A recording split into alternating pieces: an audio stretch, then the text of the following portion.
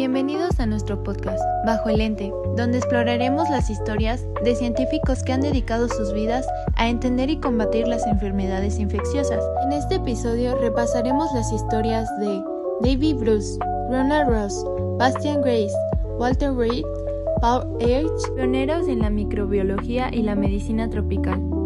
Estará presentado por América Victoria García Morales, Hanna Narubi Ayala Villa, Mili Joana Cuevas Cuenca, Paola Cano Alonso, Ashley Naomi Arellano Chávez y Erika Belém Sánchez Lira.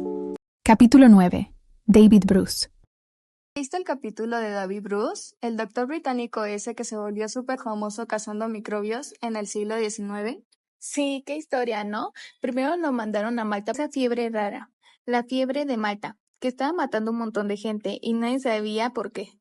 Y en vez de rendirse, literalmente él puso a investigar con sus laboratorios más básicos y descubrieron una bacteria que causaba los micrococcus, que eran melitanes, algo así, que hasta suenan elegantes, ¿no?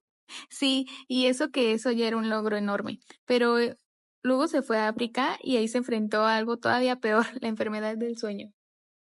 Esa está bien fea, ¿no? Las personas se dormían y no despertaban más, y Bruce, como todo un detective, se puso a investigar hasta que descubrió que la culpa la tenía un parásito microscópico, llamado el tripanosoma. Y no solo eso, también encontró que se transmitía por la picadura de la mosca Testes. O sea, no solo descubrió el parásito, también cómo se contagiaba. Eso fue un antes y un después, porque hasta entonces muchos pensaban que solo las bacterias causaban enfermedades. Eso Bruce demostró que también había parásitos invisibles y que los insectos podían ser sus mensajeros. La verdad, para mí es un genio. Gracias a él se empezaron a tomar medidas para prevenir esas enfermedades. Sin sus investigaciones, quién sabe cuántas vidas más se habrían perdido. Totalmente, Bruce no solo cazaba microbios, cazaba misterios con ciencia. Pero después de literalmente todo lo que hizo David Bruce, uno pensaría que pues ya no podía haber enfermedades más complicadas, pero oh sorpresa, llega el capítulo del paludismo. Uy, sí, esa es una de las más antiguas y mortales. El paludismo ha matado millones a lo largo de la historia y antes ni sabían cómo se contagiaba. Sí, muchos pensaban que era por el aire o el agua, pero ahí es donde entra Ronald Ross, otro médico británico, que no se dejó guiar por lo que se creía y se puso a investigar por su propia cuenta. Exacto, me dio mucha impresión cómo trabajaba con lo que tenía a la mano, mosquitos, aves infectadas y muchísima paciencia. Nada de laboratorios modernos, ¿eh? Lo logró, descubrió el que el paludismo lo transmitía un mosquito en específico, el Anopheles. Imagínate, todo el mundo pensaba en lo del clima o en el agua, y era un mosquito. Ese descubrimiento fue brutal porque gracias a eso empezaron campañas para controlar a los mosquitos. Secaban pantanos, usaban mosquiteros, cosas que realmente ayudaban a salvar vidas. Para mí lo loco es cómo este capítulo conecta con el de David Rose. Primero Rose demuestra que los insectos pueden transmitir parásitos y ahora Rose lo confirma con otra enfermedad totalmente diferente.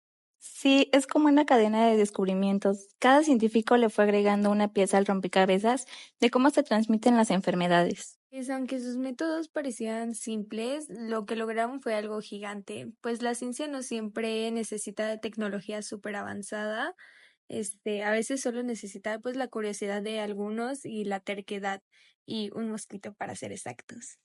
Oye, qué cañón todo lo que hizo Ronald Ross con el paludismo, ¿no? O sea, descubrió que el mosquito Anopheles era el culpable, fue brutal. Sí, justo. Y después viene otra historia igual de impresionante, la de Walter Reed, con la fiebre amarilla. Esa pues también se pasaba por un mosquito, pero pues nadie quería creerlo al principio, ¿sabes? Y es que la fiebre amarilla era un misterio, estaba matando a la gente por montones, en lugares como La Habana, y la neta nadie sabía ni por dónde venía. Él era, pues, un doctor militar bien recto y todo metódico. Lo loco es que no se podía experimentar con animales porque, pues, la fiebre amarilla no los afectaba, así que tuvo que usar a humanos para intentar hacer esto. Sí, uno de los primeros humanos fue James Carroll, se ofreció como voluntario, y luego está Jesse Lacier, que se dejó picar por un mosquito infectado y tristemente murió por eso. Wow, qué durísimo. Pero pues su muerte ayudó a confirmar que sí, Pauster tenía razón, la enfermedad se transmitía pues por medio de mosquitos, como decía Carlos Finail, ese doctor cubano que al principio pues nadie lo pelaba. Exacto, Finlay lo había dicho años antes y hasta lo tachaban de loco, pero Red retomó su teoría y con su equipo comprobó que era totalmente cierta.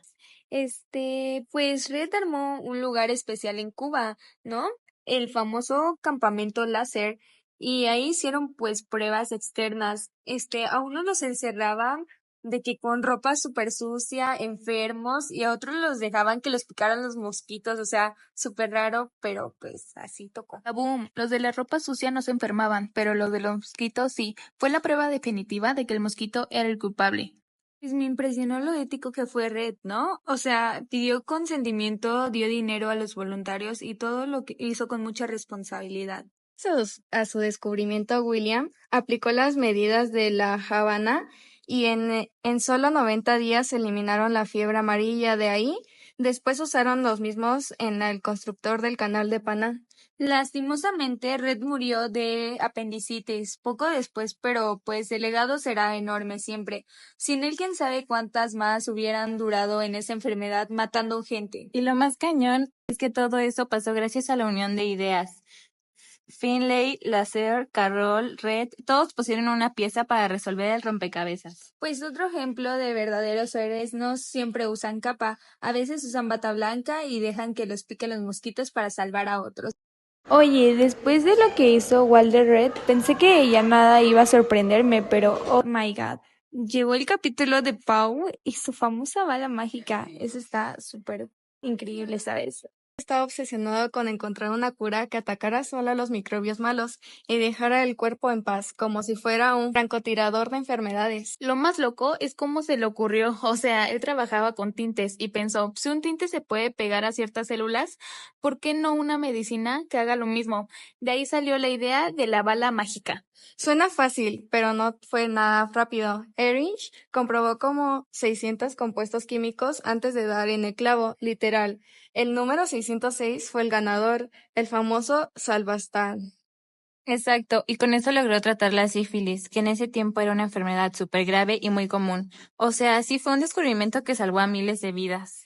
Lo impresionante es que Ehring no era el típico científico de laboratorio elegante, era más como un loco creativo, medio raro, pero como una mente brillante. Me encanta que el capítulo lo muestra así, como alguien que mezclaba ciencia con arte, porque la neta se necesita un montón de paciencia y de perseverancia para seguir después de tantos fracasos. Y su idea fue tan buena que con eso nació la quimioterapia moderna. ¿Puedes creer? Todo empezó con una sífilis, pero ahora se usa este principio para tratar muchas otras enfermedades. Para mí es de esos casos donde la ciencia no avanza con un grito, sino con un número escrito en una botellita de laboratorio. 606, así de sencillo, así de grande. Sin duda, Paul Ehrlich fue otro de esos cazadores de microbios que no se rindió. Conclusión. Estas historias, más que relatos del pasado, son faros que iluminan el camino de la ciencia actual. Nos recuerdan que detrás de cada avance médico, cada vacuna que nos protege y cada antibiótico que salva vidas, hubo cazadores de microbios cuya determinación desafió el escepticismo, cuya creatividad venció la complejidad de lo invisible y cuyo rigor metodológico sentó las bases de la microbiología moderna. Ellos no solo identificaron enemigos diminutos, transformaron el miedo en conocimiento y la incertidumbre en esperanza. Su legado no solo son tubos de ensayo o microscopios, sino un espíritu indomable que hoy inspira a virólogos, epidemiólogos y genetistas en laboratorios de todo el mundo. Nuevos patógenos emergen, pero también nuevas herramientas, y con ellas la misma pregunta esencial: ¿cómo podemos servir a la humanidad desde la ciencia? Que su ejemplo nos guíe en la curiosidad que no se rinde, en la ética que antepone la vida al reconocimiento y en la humildad de saber cada respuesta revela nuevas preguntas. Gracias por acompañarnos en este viaje por los pasillos de la historia y la ciencia en Cazadores de Microbios. Esperamos que estas hazañas tejidas con sudor, genialidad y a veces tragedia hayan encendido en ustedes la misma chispa de asombro que impulsó a estos pioneros.